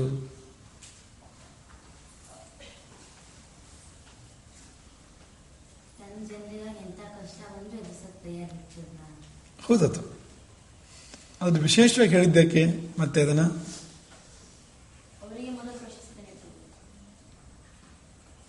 ಈ ತರಹದ್ದು. ಕೆಲವು ಸಾರಿ ಏನಾಗುತ್ತೆ ಅಂದ್ರೆ ಊರ್ನವ್ರು ರಕ್ಷಣೆ ಮಾಡ್ತಾರೆ, ಬೇರೆಯವ್ರು ರಕ್ಷಣೆ ಮಾಡ್ತಾರೆ, ಅದು ತಮ್ಮವ್ರ ರಕ್ಷಣೆನೇ ಮಾಡೋದಿಲ್ಲ. ಆ ಥರ ಇರ್ತಾರಲ್ವಾ ಲೋಕದಲ್ಲಿ. ಗಾದೆ ಕೇಳಿದ್ದೀರಾ? ಮನೆಗೆ ಮಾರಿ ಊರಿಗೆ ಉಪಕಾರಿ, ಪರಡಿಗೆ ಉಪಕಾರಿ. ಮನೆಗೆ ಮಾರಿ ಊರಿಗೆ ಉಪಕಾರಿ ಅಥವಾ ಪರಡಿಗೆ ಉಪಕಾರಿ ಅಂತ. ರಾಮ ಹೀಗಲ್ಲ. ಪರಡಿಗೆ ಉಪಕಾರಿ ಹೌದು, ಆದರೆ ಮನೆಗೆ ಮಾರಿ ಅಲ್ಲ. ಇಂಪಾರ್ಟೆಂಟ್ ಇದೆಲ್ಲ. ಊರಿಗೆಲ್ಲ ಒಳ್ಳೇದು ಮಾಡು, ಅದನ್ನ ಮನೆಗೆ ಕೆಟ್ಟದ್ದು ಮಾಡಬೇಡ. ಅಲ್ಲೂ ಗಮನ ಕೊಡ್ಬೇಕಲ್ವಾ, ಆ ಕಡೆಲ್ಲೂ ಗಮನ ಕೊಡ್ಬೇಕಲ್ವಾ. ಹಾಗಾಗಿ ಲೋಕವನ್ನು ಉಳಿಸೋದ್ರ ಜೊತೆಗೆ, ಲೋಕಕ್ಕೆ ಒಳ್ಳೇದು ಮಾಡೋದ್ರ ಜೊತೆಗೆ ತನ್ನವರನ್ನು ಉಪೇಕ್ಷೆ ಮಾಡಲಿಲ್ಲ. ಅನೇಕರು ತಮ್ಮವರಿಗೆ ಕೆಡುಕು ಮಾಡಿದ್ದಾರೆ. ಪ್ರಪಂಚಕ್ಕೆ ಒಳ್ಳೆಯವರಾಗಿದ್ರು ಕೂಡ ಸಂದರ್ಭಗಳು ಬಂದಾಗ ತಮ್ಮವರಿಗೆ ಕೆಡುಕು ಮಾಡಿದ್ದಾರೆ. ಅಂಥವ್ರು ಅನೇಕರಿದ್ದಾರೆ. ಆ ವರ್ಗದಲ್ಲಿ ರಾಮ ಇಲ್ಲ. ಔರಂಗಜೇಬು ನೋಡಿ ತನ್ನ ಸೋದರರನ್ನು ಇವರೆಲ್ಲ ಕೊಂದು ರಾಜ್ಯಕ್ಕೆ ಪಟ್ಟಕ್ಕೆ ಬರ್ತಾನ. ತನ್ನವರ ಮೇಲೆ ಎಷ್ಟು ಬಾರಿ ಕ್ರೌರ್ಯನೇ ಇರುತ್ತೆ, ತುಂಬ ಜನ ದ್ವೇಷ ವಿರೋಧನೇ ಇರುತ್ತೆ ಅಣ್ಣ ತಮ್ಮಂದಿರ ಮಧ್ಯೆ ಅಲ್ವಾ. ರಾಮನಿಗೆ ಅದಕ್ಕೆ ಕಾರಣಗಳಿದ್ವು. ಈ ರಾಮನಿಗೂ ಭರತನಿಗೂ ವಿರೋಧ ಬರೋಕ್ಕೆ ಕಾರಣಗಳಿರ್ಲಿಲ್ವಾ? ರಾಜ್ಯಕ್ಕಾಗಿ ಕೈಕೇಯಿ ತಂದೆಗೆ ದಶರಥ ಮಾತು ಕೊಟ್ಟಿದ್ದ, ನಿನ್ನ ಮಗನಿಗೆ ರಾಜ್ಯ ಕೊಡ್ತೇನೆ ಅಂತ. ಹಾಗಾಗಿ ಭರತ ರಾಮನಿಗೆ ಕಾಂಪಿಟೇಟರ್, ಸ್ಪರ್ಧಿ ಇತ್ತು. ರಾಜ್ಯಕ್ಕೆ ಇಬ್ಬರು ಮಧ್ಯೆ ಸ್ಪರ್ಧೆ ಆಗೋ ಸಾಧ್ಯತೆಗಳಿತ್ತು. ರಾಮ ದೊಡ್ಡವನಾಗಿದ್ದರಿಂದ ರಾಜ್ಯ ರಾಮನಿಗೆ ಹೋಗಬೇಕು. ಆದರೆ ಕೈಕೇಯಿಗೆ ಕೊಟ್ಟು ಮಾತಿದೆ, ಭರತನ ಕ್ಲೈಮ್ ಮಾಡ್ಬೋದು ರಾಜ್ಯಕ್ಕೆ. ಮತ್ತೆ ಯಾವಾಗ ಕೈಕೇಯಿ ಭರತನಿಗೆ ರಾಜ್ಯ ಕೊಡಿಸಿದಳು, ಭರತನಿಗೆ ದಶರಥ ತನಗೆ ಹಿಂದೂ ಕೊಟ್ಟ ಮಾತನ್ನು ಬಳಸ್ಕೊಂಡು ರಾಜ್ಯ ಕೊಡಿಸಿದ್ಲು, ಆಗಂತೂ ಇಬ್ಬರ ಮಧ್ಯೆ ವಿರೋಧ ಬರಲೇಬೇಕಾದ ಸಂದರ್ಭ ಇತ್ತೋ ಇಲ್ವೋ? ಬಂತ ವಿರೋಧ? ರಾಮನ ಇಚ್ಛೆ ಭರತನಿಗೆ ರಾಜ್ಯ ಇರಲಿ ಅಂತ, ಭರತನ ಇಚ್ಛೆ ಇದಕ್ಕೋಸ್ಕರ ಅವರಿಬ್ಬರ ಮಧ್ಯೆ ವಾದ ಆಗತ್ತೆ.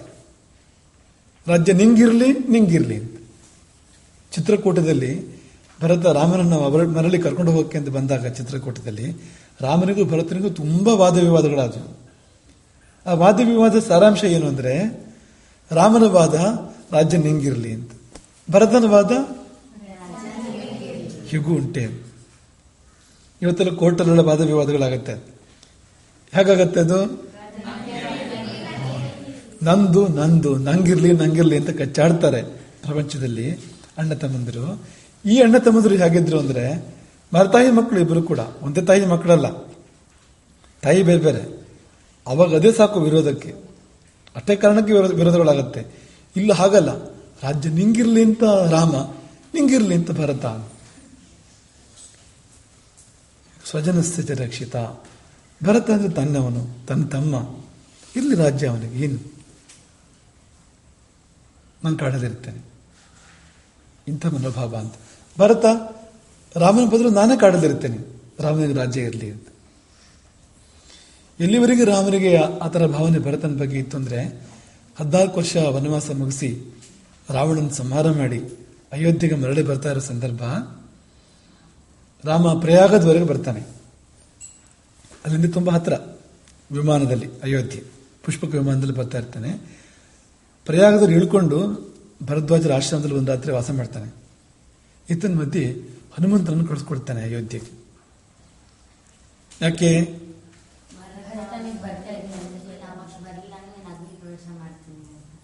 ಭರತನಿಗೆ ಹೋಗಿ ಹೇಳು, ರಾಮ ಬರ್ತಾ ಇದ್ದಾನೆ, ತನ್ನ ಮಿತ್ರರ ಜೊತೆ ಒಡಗೂಡಿ ದೊಡ್ಡ ದೊಡ್ಡ ಯುದ್ಧಗಳನ್ನು ಗೆದ್ದು ರಾಮ ರಾಜ್ಯಕ್ಕೆ ಮರಳಿ ಬರ್ತಾ ಇದ್ದಾನೆ ಅಂತ ಹೇಳು. ಅವನ ಮುಖ ನೋಡು, ಹೇಳಿದ ಮೇಲೆ ಏನಾಗತ್ತೆ, ಮುಖ ಕಣ್ಣು ಏನಾಗತ್ತೆ, ಭಾವನೆ ಏನಾಗತ್ತೆ, ಸೂಕ್ಷ್ಮವಾಗಿ ಗಮನಿಸು. ಎಲ್ಲಾದ್ರೂ ಅವನಿಗೆ ಸಂತೋಷ ಆಗಿಲ್ಲ ಅಂತಾದ್ರೆ, ಎಲ್ಲಾದ್ರೂ ಅವನಿಗೆ ರಾಜ್ಯ ಬೇಕು ಅಂತ ಅನ್ಸಿದ್ರೆ, ಅದರಲ್ಲಿ ತೀರ್ಮಾನ ಆಗಿತ್ತಲ್ಲ ಮೊದಲು, ರಾಜ್ಯ ಬೇಡ ಅಂತ ಹೇಳಿದ್ನಲ್ಲ ಭರತ. ಅಂದ್ರೆ ಇರ್ಲಿ, 14 ವರ್ಷ ರಾಜ್ಯಭಾರ ಮಾಡಿದಾನ ಅವನು, ಇಷ್ಟ ಆಗ್ಬಿಟ್ಟಿದ್ರೆ ಈಗ 14 ವರ್ಷ ರಾಜ್ಯಭಾರ ಮಾಡಿದ ನಂತರ ಒಂದ್ ವೇಳೆ ಮಾಡಿದ ತನಗೂ ತಾನೇ ಮುಂದುವರಿಸಬೇಕು, ತನಗೂ ಇರ್ಲಿ ಅಂತ ಅನ್ಸಿದ್ರೆ, ನಾವು ಮತ್ತೆ ಹೋಗೋದು ಬೇಡ, ನಾವು ಕಾಡಲ್ಲಿ ಬೇಡ, ರಾಜ್ಯ ಅವನಿಗೆ ಇರಲಿ. ಅವನಿಗೆ ಬಾಯಿ ಬಿಟ್ಟು ಹೇಳೋಕೆ ಕಷ್ಟ ಆಗ್ಬೋದು, ಮನಸ್ಸಲ್ಲಿದ್ರು ಒಂದ್ ವೇಳೆ ಅದು ಮುಖದಲ್ಲಿ ಗೊತ್ತಾಗತ್ತೆ, ಕಣ್ಣಲ್ಲಿ ಮುಖದಲ್ಲಿ ಈ ಸುದ್ದಿ ಕೇಳ್ತಿರೋ ಹಾಗೆ ಏನಾಗತ್ತೆ, ಸೂಕ್ಷ್ಮ ಗಮನಿಸು. ಇಲ್ಲಾದ್ರೂ 14 ವರ್ಷ ರಾಜ್ಯಭಾರ ಮಾಡಿ ಅಭ್ಯಾಸ ಆಗಿದೆಯಲ್ಲ ಅವನಿಗೆ, ಇದ್ದಕ್ಕಿದ್ದಂತೆ ಇಲ್ಲ ಅಂದ್ರೆ ಕಷ್ಟ ಆಗುತ್ತೆ ನೋಡಿ ಒಂದೇ ಸರ್ತಿ. ಈಗೆಲ್ಲ ಅವನೇ ಹೇಳೋದು ಕೇಳೋದು, ಮತ್ತೆ ಯಾರು ಇಲ್ಲ ಅಲ್ಲಿ, ದಶರಥನೂ ಇಲ್ಲ, ಭರತನೂ ಇಲ್ಲ, ಅವನತ್ತೆ ನಡೆಯೋದು ಪೂರ್ತಿ ಇಡೀ ರಾಜ್ಯದಲ್ಲಿ. ಹೀಗೆ 14 ವರ್ಷ ಈ ರೀತಿ ಕಳೆದ ಮೇಲೆ ಅದೆಲ್ಲರೂ ಅಭ್ಯಾಸ ಆಗಿ ಇಷ್ಟ ಆಗಿದ್ರೆ ಅವನಿಗೆ ಕಷ್ಟ ಆಗೋದು ಬೇಡ. ನಾವು ಕಾಡಲ್ಲೇ ಇರೋಣ, ಈ ಥರ ಯಾರೂ ಇರಲ್ಲ. ಇರ್ತಾರೆ ಯಾರು ಈ ಥರ? ಹಾಗಾಗಿ ಸ್ವಜನಸ್ಯ ಚ ರಕ್ಷಿತ ಅಂದ್ರೆ ಅಷ್ಟು ಸೂಕ್ಷ್ಮವಾಗಿ ಯೋಚನೆ ಮಾಡ್ತಾ ಇದ್ದ. ತನ್ನವರು, ಅವ್ರ ಮನಸ್ಸು, ಅವರು ಖುಷಿಯಾಗಿರ್ಬೇಕು, ಅವ್ರಿಗೆ ಒಳ್ಳೇದಾಗಬೇಕು, ಅವ್ರಿಗೆ ತೊಂದರೆ ಆಗಬಾರ್ದು ಅನ್ನೋದನ್ನ ಇಷ್ಟು ರೀತಿಯಲ್ಲಿ ಯೋಚನೆ ಮಾಡ್ತಾ ಇದ್ದ ಅಂತ. ಹಾಗಾಗಿ ಸ್ವಜನಸ್ಯ ಚ ರಕ್ಷಿತ ಅನ್ನೋದನ್ನ ಮತ್ತೆ ಎತ್ತಿ ಹೇಳಿದ್ದಾರೆ ಅಂತ. ನಮ್ಗೆ ಆದರ್ಶ ಇದೆ ಇಲ್ಲೆಲ್ಲ ಅಂತ. ಆಯ್ತು, ಇನ್ನು ಮುಂದಿನದ್ದು ಇದನ್ನ ಮುಂದಿನ ಸತಿ ಹೇಳ್ತೀವಿ. ಇವಾಗ ನೀವು ಇಷ್ಟೇ ಹೇಳಿ, ವೇದ ಎಷ್ಟು, ವೇದಾಂಗ ಎಷ್ಟು, ವೇದಗಳು ಯಾವ್ಯಾವುದು?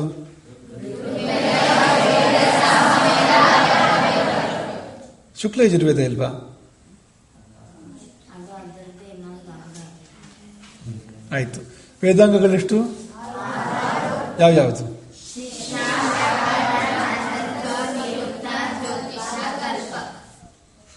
ಹೇಗೆ ಬರುತ್ತೆ ನಿಮ್ಗದೆಲ್ಲ? ಯಾರು ಹೇಳ್ಕೊಟ್ಟಿದ್ರು? ಲೋಹಿತ್ ತಾಯಿ ಹೇಳ್ಕೊಟ್ಟಿದ್ರಾ? ಬಾಯ್ ಹಾರ್ಟ್ ಮಾಡಿಸಿದ್ರ ನಿಮಗೆ? ಹೌದಾ? ಆಯ್ತು, ಅದನ್ನ ತೋರಿಸೋದನ್ನ ಸುಮ್ಮನೆ ಜಸ್ಟ್ ಒಂದು ಸಣ್ಣ ಪರಿಚಯ ನಿಮ್ಗಷ್ಟೇ. ಅದು ಡೀಟೇಲ್ ಮುಂದಿನ ಸತಿ ಮಾತಾಡೋಣ. ಈಗ ಶಿಕ್ಷೆ ಅಂದ್ರೆ ಏನು? ಶಿಕ್ಷೆ ಅಂದ್ರೆ ವೇದಗಳನ್ನು ಹೇಗೆ ಉಚ್ಚರಿಸಬೇಕು, ಅಕ್ಷರಗಳನ್ನು ಹೇಗೆ ಉಚ್ಚರಿಸಬೇಕು ಅನ್ನೋದಕ್ಕಿರುವಂಥದ್ದು. ಶುದ್ಧವಾಗಿರ್ಬೇಕಲ್ವ ಉಚ್ಚಾರಣೆ? ಶುದ್ಧವಾಗಿರ್ಬೇಕೋ ಬೇಡ ಉಚ್ಚಾರಣೆ? ಹಾಗಾಗಿ ಶಿಕ್ಷೆ ಅಂದ್ರೆ ಉಚ್ಚಾರಣೆ. ವ್ಯಾಕರಣ ಅಂದ್ರೇನು? ಪದಗಳು ಹೇಗೆ ಬಂದವು? ಈಗ ರಮು ಧಾತುವಿಂದ ರಾಮ ಶಬ್ದ ಬಂದಿದೆ. ರಮು ರಾಮ ಹೇಗಾಯಿತು? ಅವುಗಳ ವಿಕಾಸ ಹೇಗೆ ಶಬ್ದಗಳದ್ದು, ಅದನ್ನು ತೋರಿಸ್ಕೊಡುತ್ತೆ ವ್ಯಾಕರಣ. ಛಂದಸ್ಸು ಅಂದ್ರೆ ಲಯ. ಲಯ ಅಂದ್ರೆ ಏನು? ಲಯಕ್ಕೆ ಇಂಗ್ಲಿಷ್ ಶಬ್ದ ಹೇಳಿ. ರಿದಮ್. ರಿದಮಿಕ್ ಆಗಿ ಹೇಳುವಂಥದ್ದು ಹೇಳೋದನ್ನ. ಛಂದಸ್ಸು ಅಂದ್ರೆ ರಿದಮಿಕ್ ಆಗಿ ಅಂತ, ಲಯದ ಜೊತೆಗೆ ಹೇಳುವಂಥದ್ದು ಅಂತ. ಹಾಡುಗಳಿರುತ್ತೆ ನೋಡಿ, ಎಲ್ಲ ಲಯದಲ್ಲಿರುತ್ತೆ ಹಾಡುಗಳೆಲ್ಲವೂ ಕೂಡ. ಮಾತಾಡೋದು ಬೇರೆ, ಹಾಡೋದು ಬೇರೆ ಅಲ್ವಾ? ಮಾತಿಗೂ ಹಾಡಿಗೂ ಏನು ವ್ಯತ್ಯಾಸ? ಹಾಡಿನಲ್ಲಿ ಲಯ ಇರುತ್ತೆ. ಲಯ ಬರಬೇಕಾದ್ರೆ ಅಕ್ಷರ ನಿಯಮ ಬರಬೇಕು ಅದಕ್ಕೆ. ಈಗ ಸುಮ್ಮನೆ ಮಾತಾಡಿದ್ರೆ ಹಾಡಾಗಲ್ಲ ಅದು, ಅಥವಾ ಲಯ ಬರಲ್ಲ ಅದಕ್ಕೆ. ಲಯ ಬರಬೇಕಾದ್ರೆ ಎಷ್ಟು ಗುರು, ಎಷ್ಟು ಲಘು, ಅದೆಲ್ಲ ಆ ಮಾತ್ರ ನಿಯಮಗಳು ಅಂತ ಹೇಳ್ತಾರೆ. ಅದು ಬಂದ್ರೆ ಲಯ ಬರುವಂಥದ್ದು ಅಂತ. ಮನಸ್ಸಿಗೆ ಬಂತಾ? ಆಯ್ತು. ನಿರುಕ್ತ ಅಂದ್ರೆ ಅರ್ಥ ನಿರ್ವಚನ, ಮಂತ್ರಗಳ ಅರ್ಥ ನಿರ್ವಚನ. ಅರ್ಥನೂ ಬೇಕೋ ಬೇಡವೋ? ಅದು ನಿರುಕ್ತದಿಂದ ಆಗುವಂಥದ್ದು. ಜ್ಯೋತಿಷ, ಹೌದು, ಯಾವ್ದು ಒಳ್ಳೆ ಕಾಲ, ಯಾವ್ದು ಕೆಟ್ಟ ಕಾಲ, ದುರ್ಮುಹೂರ್ತ ಯಾವುದು, ಸುಮುಹೂರ್ತ ಯಾವುದು, ಯಾವ ಕಾಲದಲ್ಲಿ ಯಾವ್ಯಾವ ಗ್ರಹಗಳು ಎಲ್ಲಿರ್ತವೆ, ಅವುಗಳ ಫಲ ಏನು, ಅವುಗಳ ಬೀರೋ ಪರಿಣಾಮ ಏನು, ಇದು ಜ್ಯೋತಿಷ. ಕಲ್ಪ. ಕಲ್ಪ ಅಂದ್ರೆ ಮಂತ್ರಗಳ ವಿನಿಯೋಗ. ಎಲ್ಲಿ ಬಳಸಬೇಕು ಮಂತ್ರಗಳನ್ನ, ಹೇಗೆ ಬಳಸಬೇಕು, ಜೀವನದಲ್ಲಿ ಮಂತ್ರಗಳ ಬಳಕೆ ಹೇಗೆ, ಅಥವಾ ಯಜ್ಞಗಳಲ್ಲಿ ಮಂತ್ರಗಳ ಬಳಕೆ ಹೇಗೆ, ಅದು ಕಲ್ಪ. 6 ಅಂಗಗಳು ಇದು ಸೇರಿದ್ರೆ ವೇದ ಪೂರ್ಣ ಆಗುವಂಥದ್ದು. ಈಗ ನಮ್ಮ ಶರೀರದಲ್ಲಿ 6 ಅಂಗ ಇಲ್ಲದೆ ಇದ್ರೆ ನಾವು ಪೂರ್ಣ ಆಗ್ತೀವ? ಪರಿಪೂರ್ಣ ಮನುಷ್ಯ, ಕಣ್ಣಿಲ್ಲ, ಕಾಲಿಲ್ಲ, ಕೈ ಇಲ್ಲ, ಆಗ್ತಾನ ಪರಿಪೂರ್ಣ ಮನುಷ್ಯ?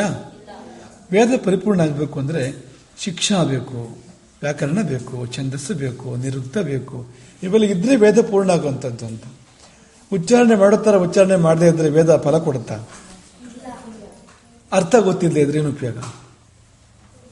ರಿದಮಿಕ್ ಆಗಿ ಹೇಳಬೇಕು. ವೇದಕ್ಕೆ ರಿದಮ್ ಇದೆ, ಬರೀ ಮಾತಿನ ತರ ಅಲ್ಲ ವೇದ. ಛಂದಸ್ಸಿದೆ ಅದಕ್ಕೆ, ರಿದಮ್ ಇದೆ ಅದಕ್ಕೆ. ವಿತ್ ರಿದಮ್ ಹೇಳ್ಬೇಕು ಅದನ್ನ, ಅಲ್ವಾ? ಇವೆಲ್ಲ ಮುಖ್ಯವಾಗಿರ್ತಕ್ಕಂಥದ್ದು ಅಂತ. ಈಗ ವೇದಗಳಲ್ಲಿ ಯಜ್ಞಗಳ ಬಗ್ಗೆ ಬರುತ್ತೆ ತುಂಬಾ. ಯಜ್ಞಗಳನ್ನ ಮಾಡಬೇಕಾದ್ರೆ ಕಾಲ ಬೇಕು. ಯಾವ ಕಾಲದಲ್ಲಿ ಮಾಡಬೇಕು, ಯಾವ ಕಾಲದಲ್ಲಿ ಮಾಡಬಾರ್ದು, ಅದ್ರ ತಿಳುವಳಿಕೆ ಬೇಕು. ಹಾಗಾಗಿ ವೇದ, ವೇದಾಂಗ ಎರಡೂ ಅಕ್ಕಪಕ್ಕ ಇರೋವಂಥದ್ದು. ಇದು ವೇದಾಂಗಗಳ ಬಗ್ಗೆ ತುಂಬಾ ತಿಳುವಳಿಕೆ ಕಡಿಮೆ ಆಗಿಬಿಟ್ಟಿದೆ, ಯಾರು ಹೇಳ್ಕೊಡದೇ ಇಲ್ಲ ಅದನ್ನ. ಹಾಗಾಗಿ ಅಂಗವಿಲ್ಲದ ವೇದ ಆಗ್ಬಿಟ್ಟಿದೆ ಇವತ್ತು. ಅಂಗವಿದ್ರೆ ಅದು ಪೂರ್ಣ ಆಗುವಂಥದ್ದು. ಮುಂದಿನ ಸತಿ ಇದ್ರ ಬಗ್ಗೆ ವಿವರವಾಗಿ ನೋಡೋಣ. ಸಂಕ್ಷೇಪ ಮಾತ್ರ ಹೇಳಿರ್ತಕ್ಕಂಥದ್ದು ವೇದ ಮತ್ತು ವೇದಾಂಗ. ಹರೇ ರಾಮ.